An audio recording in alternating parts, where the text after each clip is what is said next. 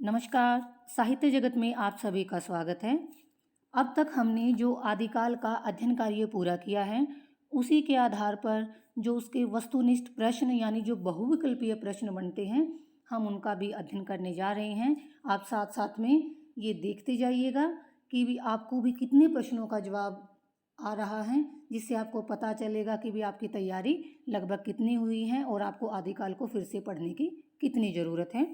तो हम जो वस्तुनिष्ठ प्रश्न करने जा रहे हैं उनको शुरू करते हैं। देखिए, मैं थोड़ा सा स्क्रीन को बड़ा कर लेती हूँ, आपको अच्छी तरह से दिखाई देगा इसमें। सबसे पहला प्रश्न है, हिंदी साहित्य की दीर्घकालीन गाथा को सूत्रबद्ध रूप से स्पष्ट करने का सबसे पहला प्रयास किसके द्वारा किया गया था? यानी हिंदी साहित्य का सबसे पहला इतिहास लेखक कौन है? गारसा द तासी। इसका पहला आंसर है ए, गारसा द तासी, जो फ्रेंच भाषा के विद्वान थे और फ्रांस के रहने वाले थे। सबसे पहले उनके ग्रंथ का नाम है इस्तवार दे ला लिटरेच्यूर एंदुई हिंदुस्तानी। तो इसका सही जवाब है गारसा द तासी। दूसरा प्रश्न है, गारसा द तासी के ग्रंथ का क्या नाम है?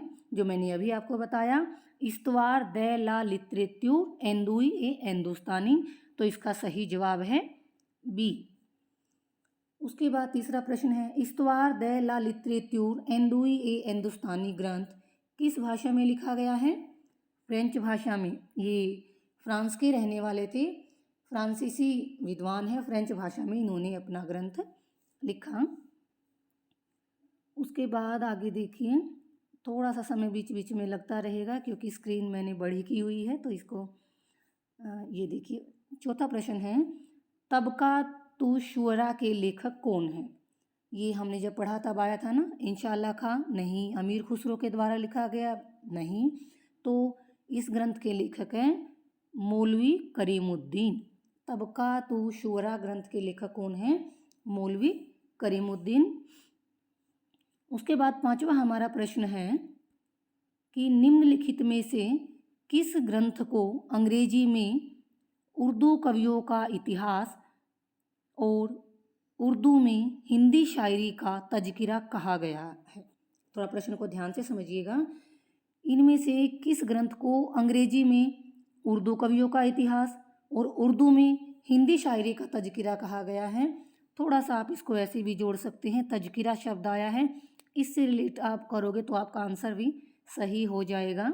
ये मतलब कुछ शब्द ऐसे उत्तर में मैच हो जाए, वो कभी कभी कोइंसिडेंट होता है, तो यहाँ पर आप इसका मिलान कर सकते हैं। तज़किरा ए शुअरा ई हिंदी, ये इसका सही जवाब है। छठा प्रश्न, हिंदी साहित्य इतिहास की नींव का पत्थर किसे माना गया है? देखिए, वैसे इसके दो ऑप्शन दिखाई दे रहे हैं, अगले दो ऑप्शन अगली स्क्रीन पर हैं, लेकिन मैं आपको पहले ही बता देती हूँ। नींव का पत्थर माना जाता है the modern vernacular literature of Hindustan. ये ग्रंथ जो है डॉक्टर ग्रियर्सन के द्वारा लिखा गया था, अंग्रेजी भाषा का ग्रंथ है, और डॉक्टर ग्रियर्सन ने ही सबसे पहले भक्ति काल को स्वर्ण युग कहा था। तो नींव का पत्थर उनके इस ग्रंथ को माना जाता है जो अंग्रेजी भाषा में लिखा गया है। हमारा सातवां प्रश्न है, थोड़ा सा और अच्छी तरह से आपको दिख जाएगा। सातवें प्रश्न में है, हिंदी साहित्य का प्रथम इतिहास ग्रंथ माना गया है। हिंदी साहित्य का प्रथम इतिहास ग्रंथ किसे माना गया है? ये भी डॉक्टर ग्रियर्सन के ही ग्रंथ को माना जाता है, the modern vernacular literature of Hindustan. Grierson के द्वारा लिखा गया था हिंदी साहित्य का पहला इतिहास ग्रंथ। हिंदी कवियों का प्रथम वृत्त संग्रहकार कौन है? आठवें प्रश्न में पूछा है, वृत्त संग्रहकार कौन है? ये शिव सिंह सेंगर को कहा गया है, जिनके ग्रंथ का क्या नाम है? शिव सिंह सरोज। तो सी आंसर सही है, शिव सिंह सेंगर। हिंदी साहित्य इतिहास लेखन में सबसे पहले काल विभाजन, प्रवृत्ति निरूपण और मूल्यांकन, ये प्रयास सबसे पहले किसने किया था? तो ये प्रयास सबसे पहले आप बताइए। सॉरी, आप सब जवाब तो नहीं दे पाएंगे।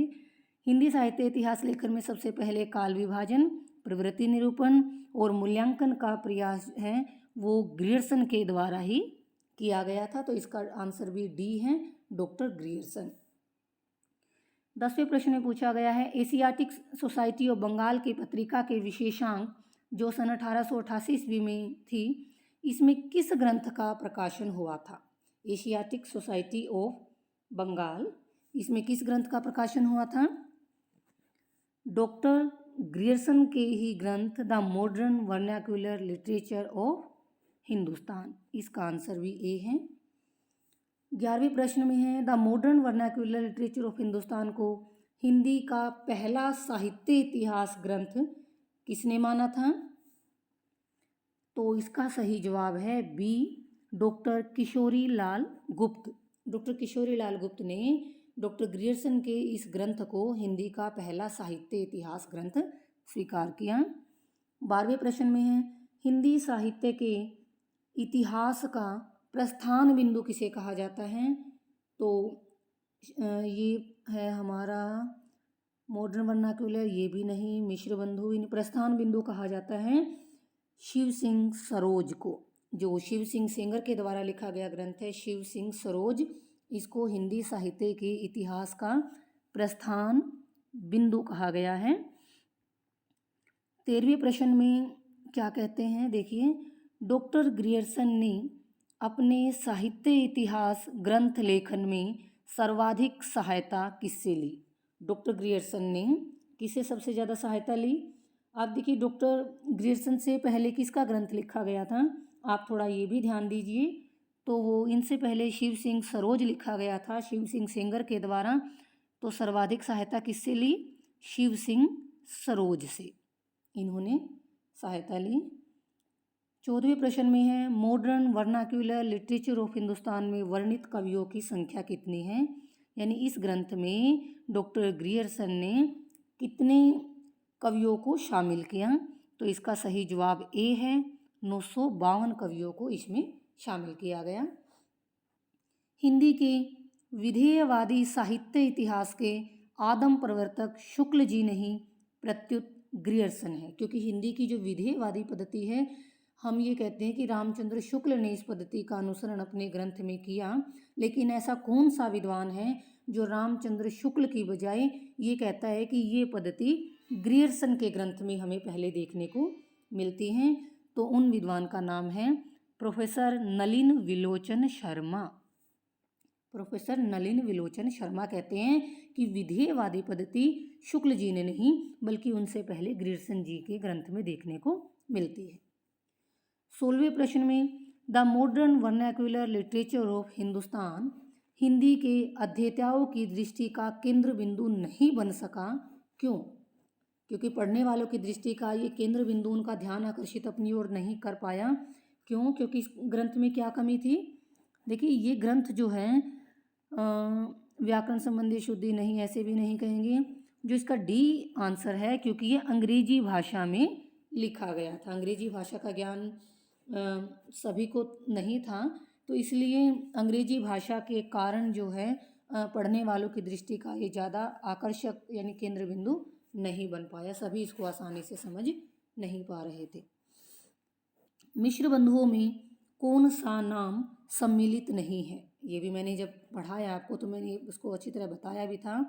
मिश्र बंधु जो 3 भाई हैं जिन्होंने मिलकर मिश्र बंधु विनोद नामक ग्रंथ की रचना की थी, और इन तीनों भाइयों में कौन शामिल नहीं है? श्याम बिहारी मिश्र भी हैं, सुखदेव बिहारी भी हैं, गणेश बिहारी भी हैं। तो जो चौथा नाम हमारा है कृष्ण बिहारी का, वो मिश्र बंधुओं में शामिल नहीं है। 18वें प्रश्न में देखिए, मिश्र बंधु विनोद में हिंदी साहित्य के इतिहास को कितने काल में विभाजित किया गया है? मिश्र बंधु का ग्रंथ है मिश्र बंधु विनोद, तो इसमें हिंदी साहित्य के इतिहास को कितने भागों में बांट दिया? 5। ए इसका जवाब ठीक है। मिश्र बंधुओं ने 5 भागों में इतिहास को विभाजित किया। 19वां प्रश्न, हिंदी नवरत्न के लेखक कौन है? तो हिंदी नवरत्न जो हैं वो मिश्र बंधुओं के द्वारा लिखा गया ग्रंथ है। 20वां प्रश्न, पादरी F.E. केई के द्वारा लिखा गया हिंदी साहित्य इतिहास ग्रंथ किस नाम से प्रकाशित हुआ? तो ए ऑप्शन यहाँ पर जैसे लिखा हुआ है इस्तवार द लिटरेचर, ये नहीं है क्योंकि ये तो गारसा दतासी का है। दूसरा लिखा हुआ है modern vernacular literature of Hindustan, ये भी नहीं है क्योंकि ये डॉक्टर ग्रियर्सन के द्वारा लिखा गया है। तो अगली स्क्रीन पर हम अपना अगला सी ऑप्शन देखते हैं और डी ऑप्शन देखते हैं, उसमें क्या बताया गया है। तो सी है ए हिस्ट्री ऑफ हिंदी लिटरेचर और डी में है ए स्केच ऑफ हिंदी लिटरेचर। तो जो ये FE के पादरी थे जो, इनके द्वारा लिखे गए ग्रंथ का नाम है ए हिस्ट्री ऑफ हिंदी लिटरेचर। थोड़ा सा इनमें अंतर है, ध्यान रखना, हिस्ट्री वाला ऑप्शन सही है, स्केच वाला ऑप्शन नहीं, ये गलत है। 21वां प्रश्न, वियोगी हरि को ब्रजमाधुरी सार के संपादन की प्रेरणा किससे मिली? वियोगी हरि को ब्रजमाधुरी सार का जो संपादन उसने किया उसकी प्रेरणा मिली पंडित राधाचरण गोस्वामी से। पहला ऑप्शन है पंडित राधाचरण गोस्वामी, ये सही जवाब है। आचार्य रामचंद्र शुक्ल का साहित्य इतिहास ग्रंथ हिंदी शब्द सागर की भूमिका के रूप में किस नाम से प्रकाशित हुआ? क्योंकि रामचंद्र शुक्ल के ग्रंथ का क्या नाम है? हिंदी साहित्य का इतिहास। वो पहले शब्द सागर की भूमिका के रूप में छपा था, उस समय उसका नाम था हिंदी साहित्य का विकास। तो इसका आंसर है बी, हिंदी साहित्य का विकास। 23वें प्रश्न में देखिए, आचार्य रामचंद्र शुक्ल के द्वारा लिखा गया हिंदी साहित्य का इतिहास का प्रकाशन वर्ष क्या है? सन 1929 ईस्वी। तो डी ऑप्शन के साथ चलेंगे हम, 1929। हिंदी साहित्य का सर्वाधिक व्यवस्थित और लोकप्रिय इतिहास ग्रंथ कौन सा है?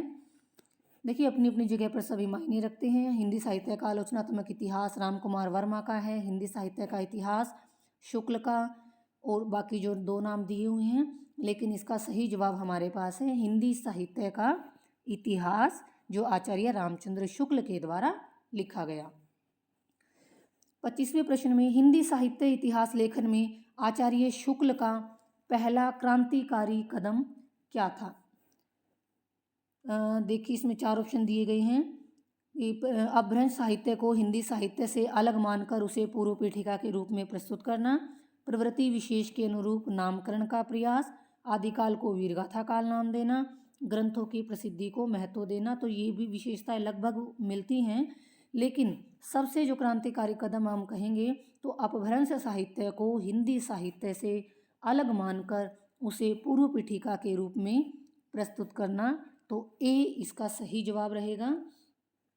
आचार्य रामचंद्र शुक्ल के अनुसार किसकी रचनाएं साहित्यिक कोटि की नहीं है? रामचंद्र शुक्ल ये मानते हैं कि सिद्धों और योगियों के द्वारा लिखी गई रचनाएं साहित्यिक कोटि में नहीं रखी जाती, साहित्यिक श्रेणी में ये रचनाएं नहीं रखी जाती, ये रामचंद्र शुक्ल ने माना है। अगले प्रश्न में वो क्या कहते हैं, देखिए अगला प्रश्न हमारा क्या है।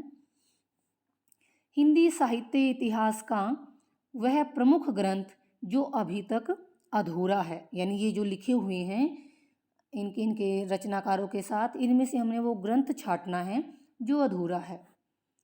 हिंदी साहित्य का आधा इतिहास सुमन राजे ने लिखा, ये भी अधूरा नहीं है। हिंदी साहित्य का दूसरा इतिहास बच्चन सिंह का मिलता है। हिंदी साहित्य का समीक्षात्मक इतिहास प्रोफेसर वासुदेव सिंह के हैं का है।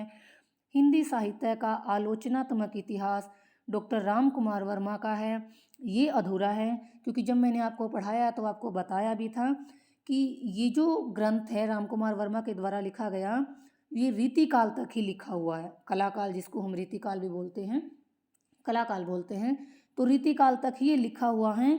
और ये लेखक जो हैं अपने जीवन काल में आधुनिक काल पूर्ण यानी नहीं कर पाए, इसीलिए हम कहेंगे कि ये ग्रंथ अधूरा है। और पाठकों को ये इतना प्रिय भी ला, इतना उन्होंने मन लगाकर इस ग्रंथ का अध्ययन किया, तो उनको भी एक इंतजार था कि कब ये ग्रंथ पूरा होगा, लेकिन राम कुमार वर्मा का ये ग्रंथ अधूरा है।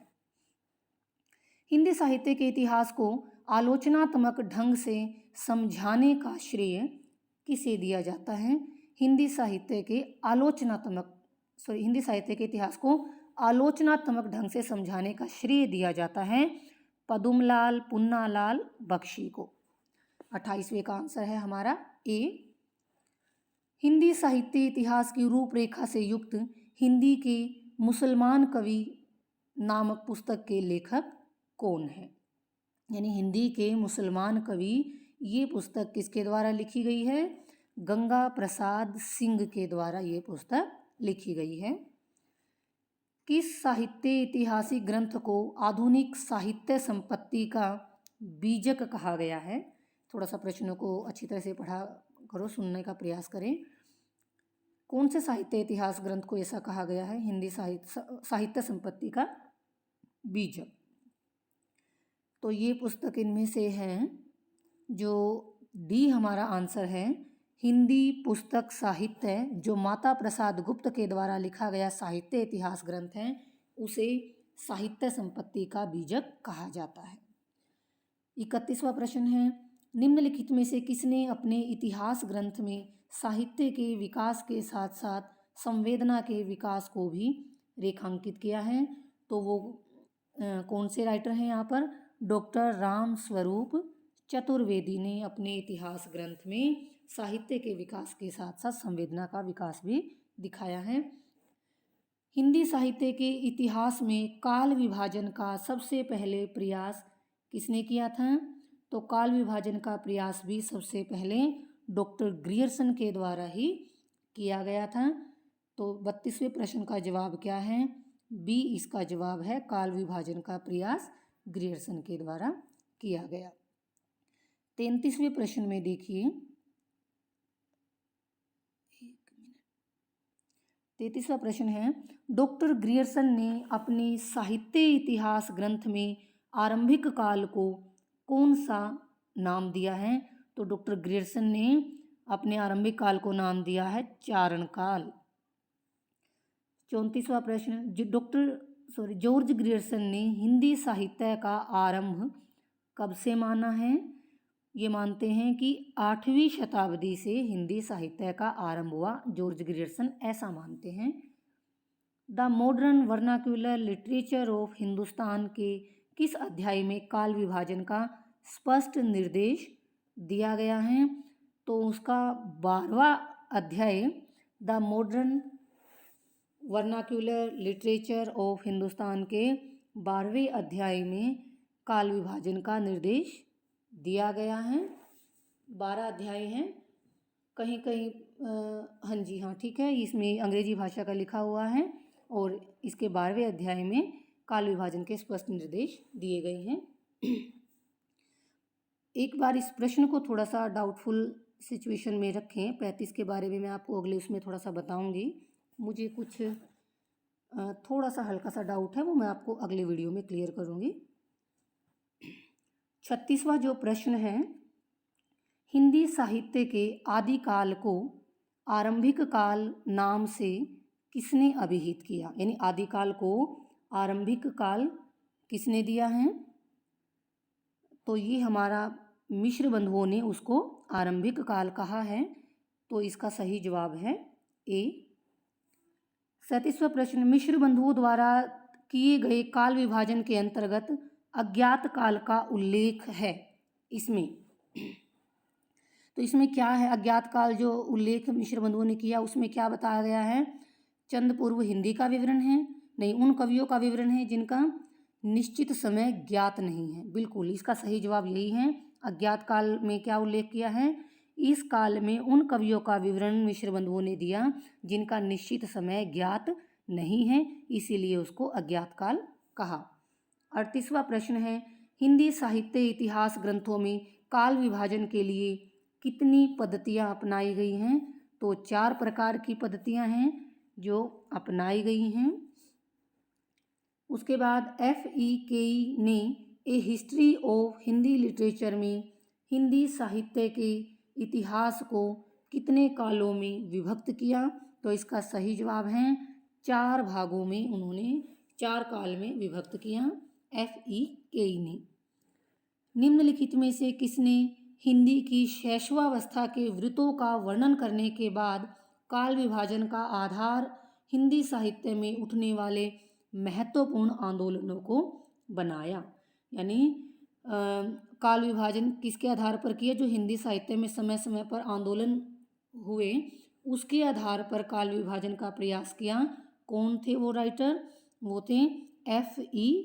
केई, जिनके ग्रंथ का क्या नाम है? ए हिस्ट्री ऑफ हिंदी लिटरेचर, और जिसने कितने कालों में विभक्त किया? 4 कालों में विभक्त किया। 41वां प्रश्न देखिए, किस साहित्य इतिहासकार ने जनता की चित्तवृत्ति को काल विभाजन का आधार बनाया? ये रामचंद्र शुक्ल हैं और उनकी ये प्रसिद्ध पंक्ति भी है कि साहित्य जनता की चित्तवृत्तियों का प्रतिबिंब है, संचित, यहाँ पर संचित प्रतिबिंब है। तो ये रामचंद्र शुक्ल की पंक्तियाँ हैं। रामचंद्र शुक्ल इसका सही जवाब है। आचार्य रामचंद्र शुक्ल ने अपने साहित्य इतिहास को कितने कालों में विभक्त किया है? 4 भागों में उन्होंने बांटा है। वीरगाथा काल नाम के विरुद्ध सर्वप्रमुख आपत्ति क्या है? यानी जो वीरगाथा काल नाम रामचंद्र शुक्ल ने दिया है उसमें सर्वप्रमुख आपत्ति क्या है? तो उसका जो जवाब है आपका सी आंसर सही है। उसमें से कुछ अप्राप्य और कुछ परवर्ती काल की रचनाएं हैं, यानी जिनके आधार पर रामचंद्र शुक्ल ने उन्हें वीरगाथा काल नाम दिया उनमें से कुछ रचनाएं प्राप्त नहीं हुई हैं और कुछ बाद के काल की रचनाएं हैं। हिंदी साहित्य के आरंभिक काल का सर्वाधिक उपयुक्त नाम क्या है? तो सबसे उपयुक्त नाम क्या है? आदिकाल। आदिकाल नाम किसने दिया था? हजारी प्रसाद द्विवेदी ने। आचार्य शुक्ल ने अपने साहित्य इतिहास ग्रंथ में लगभग कितने वर्षों तक के साहित्य पर प्रकाश डाला है?